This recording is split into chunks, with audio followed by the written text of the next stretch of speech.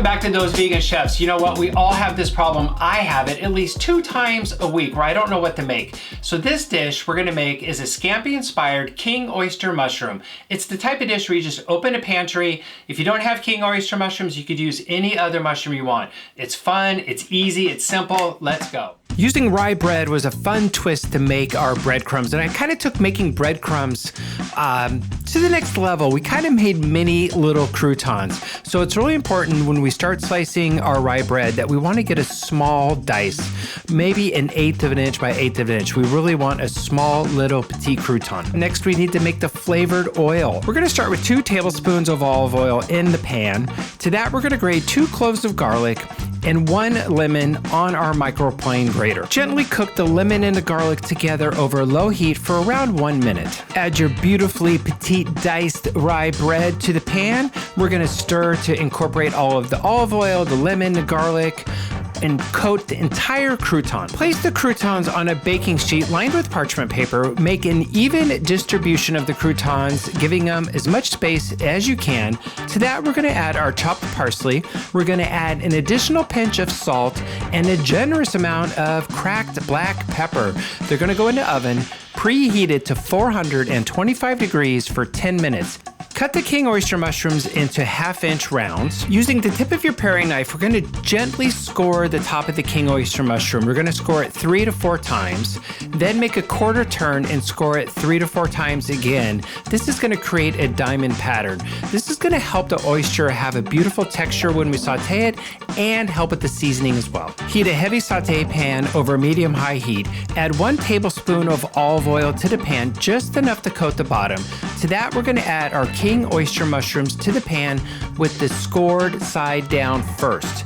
The pan should be hot enough that we start to see some sizzling. Continue to cook the King Oyster mushrooms until they are a deep golden brown delicious. Once all the mushrooms are brown, go ahead and flip them and continue to cook until that side is a deep golden brown delicious. Once both sides have been cooked to that beautiful, perfect golden brown delicious, remove the mushrooms, placing them on a drain rack to rest until it's time to finish the sauce. Hey, just a quick reminder, hit the like and subscribe button if you're finding value in this recipe. See you soon. Man, the thing I love about this sauce is we get to add a ton of garlic, a ton of shallots, chopped parsley. It's actually all these wonderful flavors that are gonna pair so well with the King Oyster mushroom. We're gonna start with 2 to 3 cloves of garlic sliced thinly. We're gonna have 1 large shallot sliced thinly. I did use the mandolin, you could use your knife. If you use a mandolin, just make sure you take care of your fingertips. The key to this sauce is it happens actually in 2 steps. The first step is heating 1 tablespoon of olive oil in a pan over medium heat. To that, we're gonna add our shallots and our garlic. We're gonna add salt and a generous amount of fresh cracked black pepper. We're gonna start basically sauteing the garlic and the shallots until they become tender and start releasing some of their liquid. Our next step is adding 1/2 cup of white wine. We wanna turn the heat down to low. We're gonna add the white wine. We're gonna let it reduce just a touch, and then we're gonna turn the pan off and let that rest until it's time to actually finish the rest of the sauce, which includes the pasta water, and all of that fun stuff. And yes, I'm having a little sip of the Pinot Grigio to make sure it tastes good. What else are you gonna do when you're cooking dinner, right? Add your fettuccine to a pot of boiling seasoned water, give it a stir, cook the pasta until it's al dente, and make sure to reserve a 1/4 cup of the pasta cooking liquid. We're gonna add our pasta directly to the pan. To that, we're adding 2 tablespoons of vegan butter. We're gonna start stirring the pasta. We're gonna start incorporating the vegan butter, the olive oil, the white wine into 1 emulsified sauce. We're gonna add a 1/4 cup of our pasta liquid, and we're gonna continue to stir and mix. Next, we're adding our King Oyster mushrooms to the pasta. We want those to start warming up at the same time. Keep agitating the pasta, keep moving it, making sure all of the noodles are being coated. This is where the magic happens, and it happens kind of quick. All these steps are happening at the very end because we want to make sure they're really vibrant and at the forefront of the dish. We're starting with the zest of 1 lemon. We're adding our chopped parsley. We're hitting it with another 2 tablespoons of olive oil. We're hitting it with the juice of 1 lemon, finishing with a little additional fresh cracked black pepper. Mix it all together, and there we have it. We have a really straightforward, simple, vibrant, big flavored pasta dish with King Oyster mushrooms.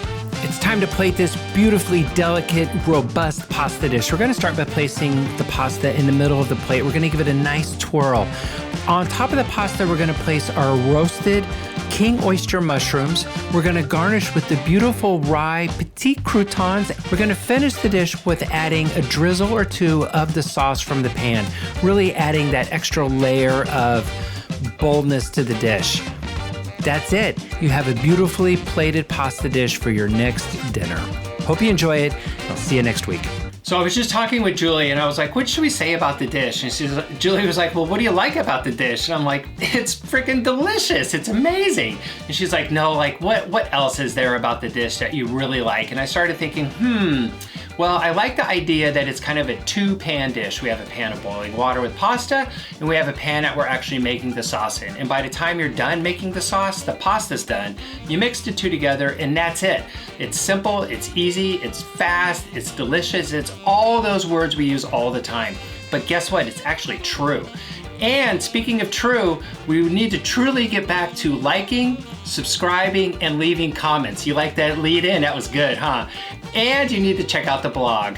Hit that 5-star rating, leave a comment, and honestly, keep cooking the recipes because it's super inspiring when somebody reaches out and is like, I made this and it was delicious. So I'm gonna keep cooking, you're gonna keep commenting, and we're gonna see you next week.